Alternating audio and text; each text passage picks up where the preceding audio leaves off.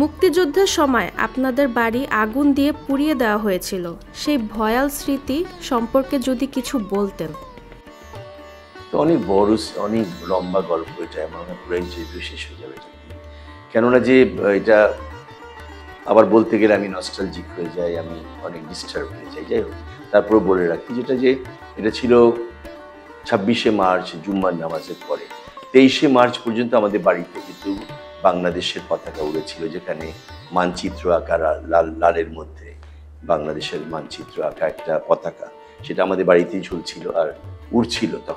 তখন অনেকগুলো হেলিকপ্টার এসে রেকি করেছে বাড়িটাকে, বিভিন্ন রাতের অন্ধকারে বিভিন্ন জায়গায় আর্মস দিয়েছে, টার্গেট করা ছিল। কিন্তু 25 তারিখ রাতে যখন এই কাল রাত্রি শুরু হলো এবং সব ঘিরে ফেললো, ব্ল্যাক আউট হয়ে গেল, তখন যে আমরা পালাবো এখান থেকে, বা বাবা যে পালাবে, আমরা তো অনেক ছোট তখন ভাই বোনরা, তো আমাদের নিজে পালাবে সেই সুযোগটাই ছিল না, ঘিরে ফেলেছিল। জুম্মার নামাজের সময় আব্বা মসজিদে গেছেন, তখন এই মসজিদ থেকে একটা গুলির শব্দ হলো, তারপরে বললো এই বাড়ি থেকে গুলি করা হয়েছে।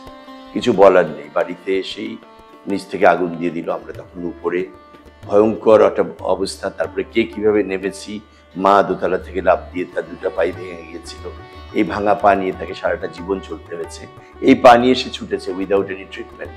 71 সালে তখন তার এটা ট্রিটমেন্ট করার মতো অবস্থা ছিল না, ওই মালিশ টালিশ করে কোনো রকম হয়তো জোড়া লেগে এইটা দিয়ে উনি যুদ্ধ করেছেন 10 সন্তানকে মানুষ করার জন্য। তারপরে যখন আম্মার বয়স হয়ে গেছিল, তখন আম্মা আবার হুইল চেয়ারে যেতে হয়েছে আম্মাকে। তখন আর আম্মা কোনোভাবেই মানে হাঁটার শক্তি ছিল না।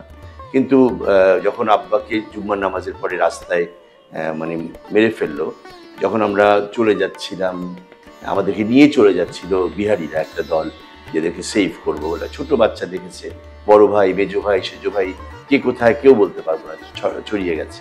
খালি আমরা কয়েকটা বাচ্চা, ওই যে মুরগির পিছনে পিছনে বাচ্চা দৌড়ায়, ঠিক মায়ের পিছনে পিছনে আমি যাচ্ছিলাম। তখন আমরা যখন চলে যাচ্ছিলাম, তখন দেখলাম দূর থেকে বাবার দেহটা পড়ে আছে রাস্তার পাশে।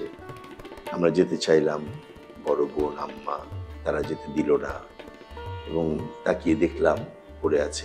ওইটা আমার মানে সবচেয়ে বেশি বাবার স্মৃতি। যখন আমি চিন্তা করি বাবার চেহারাটা, বাবাকে বেশি করে মনে করার চেষ্টা করি, ঘুরে ফিরে আমার ফার্স্টে ওই দৃশ্যটাই মনে হয়, যে বাবা পড়ে আছে রাস্তায়, আমরা চলে যাচ্ছি। এটা খুব কষ্টের। এতক্ষণ আমরা কথা বললাম নৃত্যশিল্পী শিবলী মোহাম্মদের সাথে।